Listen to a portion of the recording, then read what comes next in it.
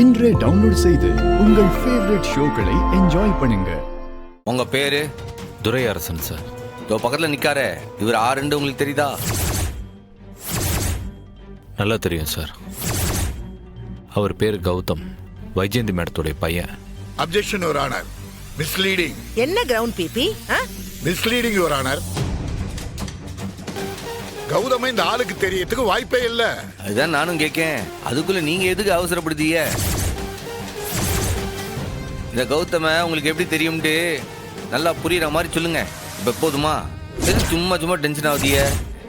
நான் காரு ஓட்ட போனப்போ வைஜெயந்தி மேடத்தை எனக்கு ஓரளவுக்கு தெரியும். அதோ அங்க உட்காந்துருக்காவல போலீஸ் அதிகாரி வைஜெயந்தி மேடம், அவங்கள சொல்லுதீங்களா?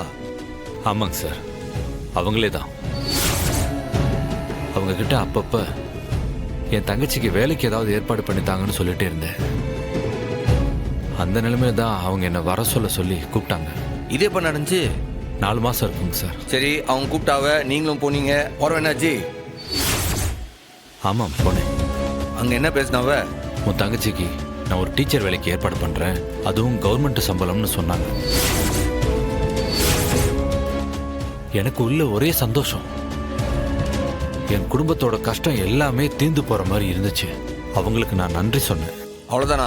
அது மட்டும் இல்லை சார், கவர்மெண்ட் டீச்சர் வேலையோட சேர்த்து எனக்கு 20 லட்சம் ரூபா பணமும் தரதா சொன்னாங்க. எதுக்காக அவங்க உங்களுக்கு அவ்வளவு பணம் தரணும்? அது ஒரு பெரிய சம்பவங்கம்மா. இதோ நிக்கிறாரே கௌதம், இவர் வைஜெயந்தி மேடத்துடைய ஒரே பையன். அவர் ஒரு 13 வயசு ஒரு பொண்ணை கற்பழிச்சு கொண்டுட்டாரு. அந்த கேஸ்ல போலீஸ் அவர் மேல எஃப்ஐஆர் போட்டு அவரை அரெஸ்ட் பண்றதுக்காக தேடிக்கிட்டு இருந்தாங்க. Objection your honour. Over ruled.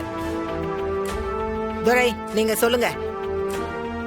அப்பதான் அவங்க என்னைய கூப்பிட்டு என் தங்கச்சிக்கு டீச்சர் வேலை வாங்கி தரதாகவும் எனக்கு 20 லட்சம் ரூபா பணமும் தரதாக சொன்னாங்க.